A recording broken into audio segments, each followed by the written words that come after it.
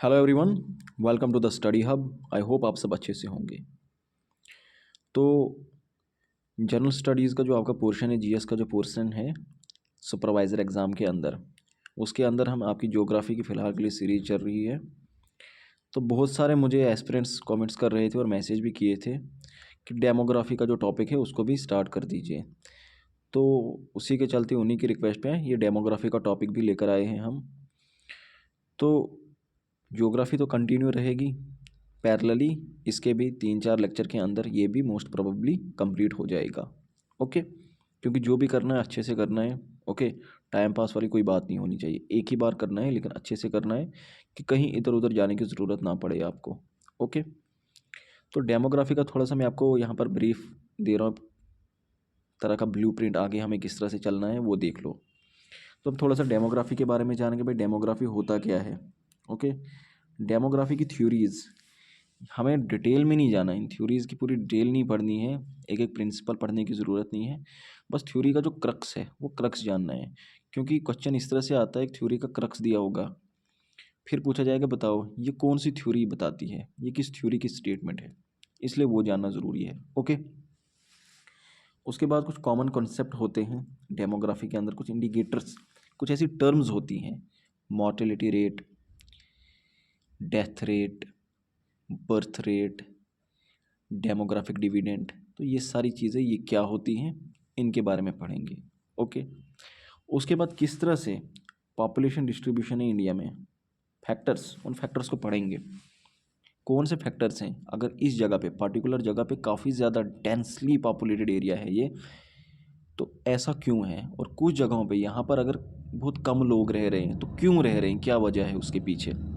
तो ये फैक्टर्स, इनको देखेंगे। और किस तरह से इंडिया की पॉपुलेशन, आपको मालूम होगा कि इंडिया इस वक्त चाइना को भी पीछे छोड़ चुका है, सबसे ज़्यादा पॉपुलेशन दुनिया में इंडिया के अंदर है। तो फेज़ वाइज उस ग्रोथ को स्टडी करेंगे। मोस्टली इसमें हम पोस्ट इंडिपेंडेंस के बाद का देखेंगे, 19 इस तरह से 1951, 51 से आगे। ओके, नेक्स्ट सेंसस तक किस तरह से क्या ग्रोथ रही। ओके, उसके बाद नेक्स्ट सेंसस आने तक क्या ग्रोथ रही। ओके, बैकग्राउंड में थोड़ा सा शोर आया होगा, उसके लिए हम सॉरी। तो उस वक्त देखेंगे फेज़ ग्रोथ, देखेंगे क्या रही। सेंसस इंडिया में, सेंसस क्या है, कौन करवाता है, क्या क्या इसके अंदर चीज़ें हैं, क्या प्रीवियस ईयर क्वेश्चंस आए हैं, वो देखेंगे। हिस्ट्री इसकी पार्टिकुलर फोकस रहेगा 2011 की सेंसस के ऊपर, और जो ऑनलाइन सेंसस 2021 में जो कुछ डाटा पब्लिश हुआ था, क्या क्या हुआ था वो देखेंगे। शेड्यूल ट्राइब्स के ऊपर फोकस रहेगा, उसके अलावा माइग्रेशन के ऊपर फोकस रहेगा। ये सारी चीज़ें हम इसके अंदर कवर करेंगे। ओके, अब अगर बात करें डेमोग्राफी की, तो देखो क्या लिखा है, बेसिक डेफिनेशन है बिल्कुल। डेमोग्राफी क्या है, स्टैटिस्टिकल स्टडी है।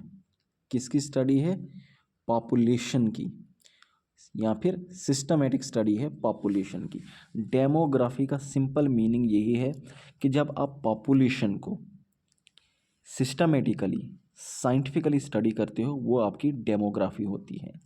ओके, अब इसके अंदर क्या क्या आ जाएगा, population growth rate, percentage of different age group with in population, literacy rate, sex ratio, urban rural population ratio, ये सारी चीज़ें आ जाएंगी इसके अंदर।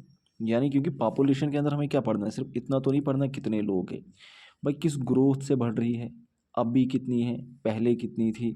ओके, सेक्स रेशो क्या है, लिटरेसी रेट क्या है, ये सारी चीज़ें कवर हो जाएंगी किसके अंदर, डेमोग्राफी के अंदर। उसके अलावा अब डेमोग्राफी का जो ये डाटा होता है, ये जो हम डेमोग्राफी बनाते हैं, डेमोग्राफी जो पढ़ते हैं, ये किसके लिए इम्पोर्टेंट होते हैं। तो देखिए, जो भी प्लानिंग करनी होती है स्टेट को, जो भी प्रोग्राम इम्प्लीमेंट करने होते हैं, इकोनॉमिक डेवलपमेंट, जो भी पब्लिक वेलफेयर करना होता है उसके लिए।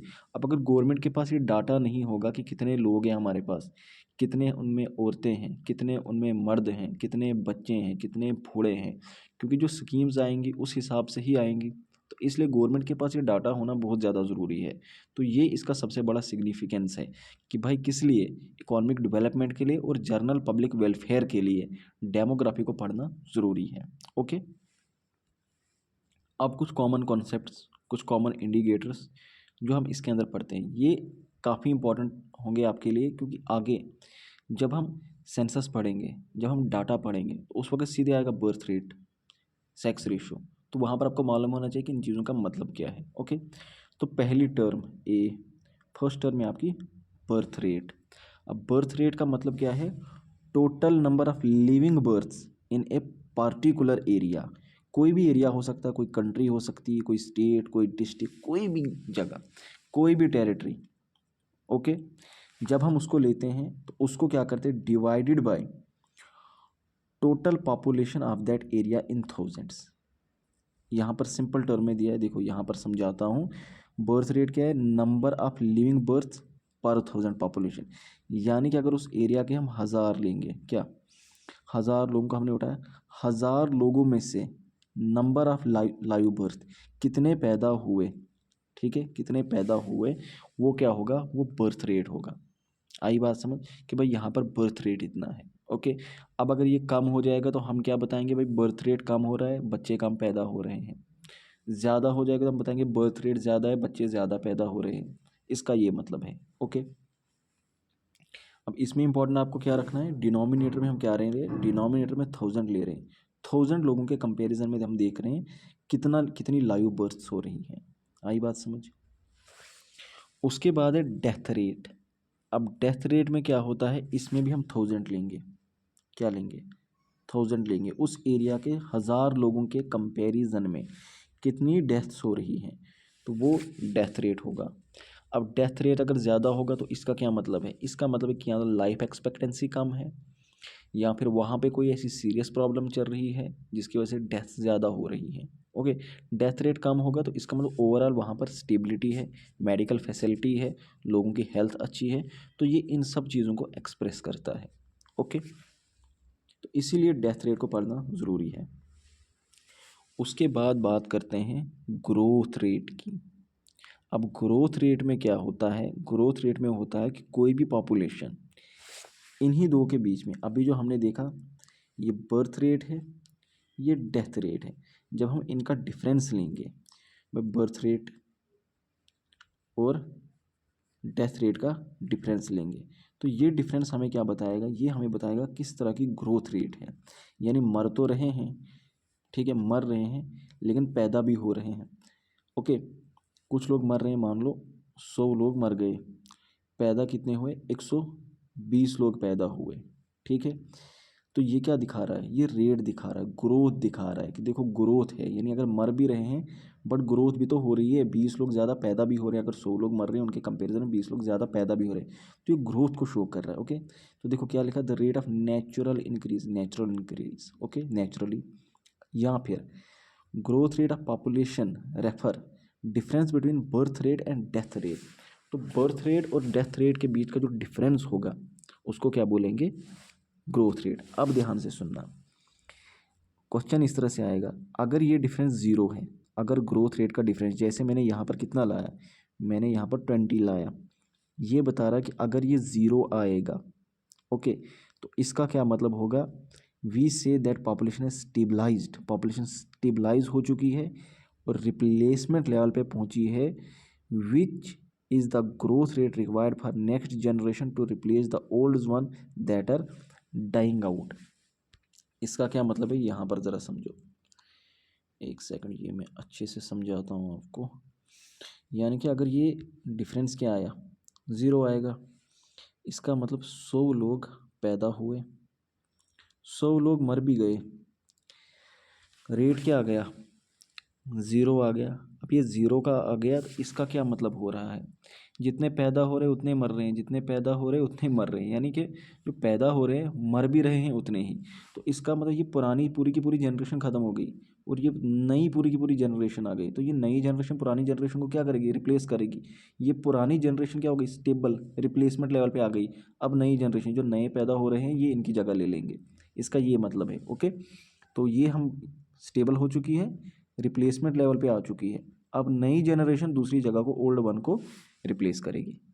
समझ आया? एक तो ये होगा ज़ीरो होगा, दूसरा ये होगा नेगेटिव। नेगेटिव में क्या होगा? अगर नेगेटिव आती है तो इसका क्या मतलब है? Their fertility levels are below replacement level, fertility level decrease है। इसका क्या मतलब है? ये समझो, मान लो 80 बच्चे पैदा हो गए, लेकिन मरे कितने? 100 लोग मर गए। जब 80 पैदा हुए और 100 मर गए तो डिफरेंस कितना आ रहा है? -20 आएगा। अब ये -20 क्या रिप्रेजेंट कर रहा है? आपके यहाँ ज़्यादा मर रहे हैं, पैदा कम हो रहे हैं, यानी आप बच्चे कम पैदा कर रहे हो। तो एक टाइम आ जाएगा आपकी पॉपुलेशन पूरी की पूरी ख़त्म हो जाएगी। इसका ये मतलब है कि भाई इनका फर्टिलिटी लेवल जो है वो गिर रहा है, और ये बहुत सारी जगहों पे हो रहा है। सबसे ज़्यादा ये प्रॉब्लम कहाँ पर जापान में फेस करने को मिल रही है, रशिया में। रशिया तो वहीं से इनवाइट कर रहा है कि आ जाओ, हम आपको सिटीजनशिप भी देंगे। इटली ने भी इनवाइट किया सिटीजनशिप के लिए।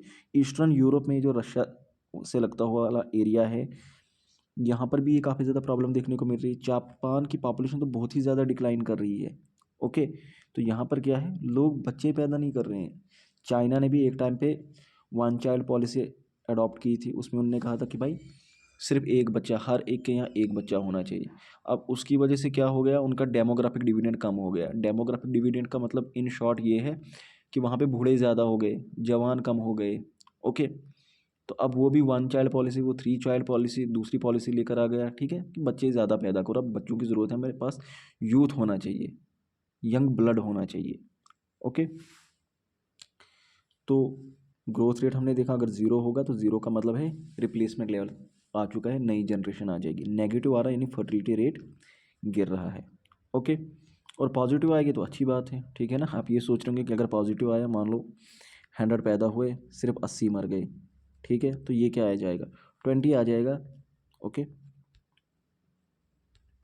उसके बाद फर्टिलिटी रेट की अगर हम बात करें तो फर्टिलिटी रेट, अभी मैंने आपको बताया फर्टिलिटी रेट में हम क्या देखते हैं।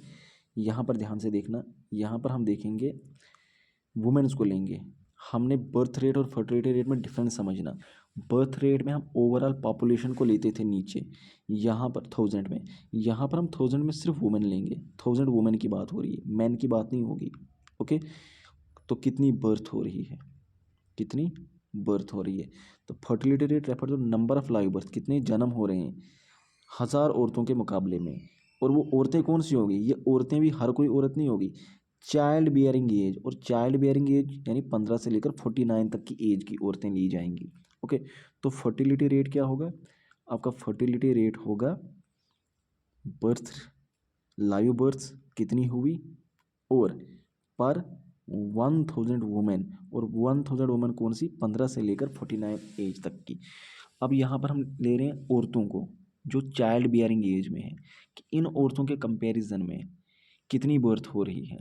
ओके, तो अगर ये ज़्यादा बर्थ हो रही है तो हम बताएंगे हमारा फर्टिलिटी रेट अच्छा है, कि 1000 औरतों के कंपैरिजन में बर्थ जो है वो ज़्यादा हो रही है, तो फर्टिलिटी रेट अच्छा है। अगर बर्थ कम हो रही है, यानी कि जो 1000 औरतें ये कम बच्चे पैदा कर पा रही हैं, ये अब उतने बच्चे पैदा नहीं कर पा रही हैं, तो फर्टिलिटी रेट क्या हो रहा है? डिक्रीज हो रहा है। ओके, तो बर्थ रेट और फर्टिलिटी रेट में डिफरेंस ये है कि बर्थ रेट में भी हम ऊपर बर्थ लेते हैं, लाइव बर्थ लेते हैं, लेकिन बर्थ रेट में नीचे हम क्या काम करते हैं, नीचे हम लेते हैं पूरी की पूरी पॉपुलेशन को।